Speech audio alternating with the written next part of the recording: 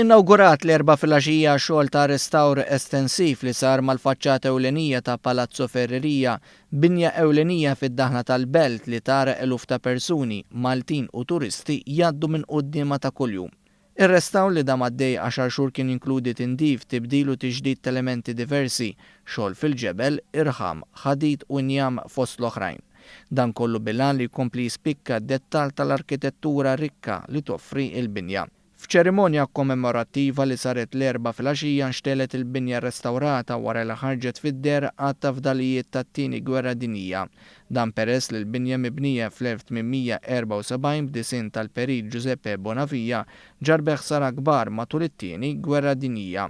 Wara snin isservi għal anijiet diversi, Palazzo Ferreria reġa' sar proprjetà tal-Gvern u beda jservi ta' binja l-numru ta' entitajiet importanti fosthom għall-loti tas servizzi soċjali. Il-Ministru tal-Familja Michael Falzon li l-Ministeru tiegħu beda jaħdem minn din il-binja qal li restawr ikompli joħroġ il-potenzjal f'bini grandjuż bħalma hu Palazzo Ferreria. Ovvjament hija ċelebrazzjoni tal-ħaddiema Maltin sew minn nieħu sew illum nirrestawrawh. Idu naraw ukoll mhux biss il-valur storiku u l-valur attwali.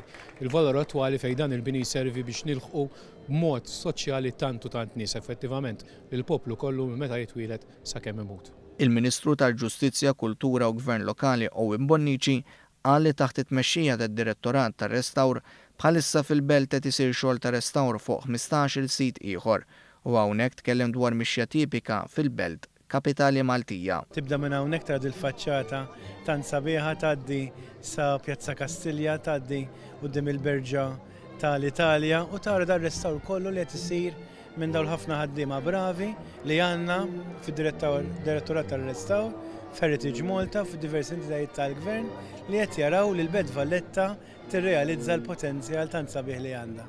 F'dan il-kuntest innota li l-Belt Valletta xuxtat mill-ġdid kemm mill-lat kummerċjali u anki bħala sbuħija tal-binjiet.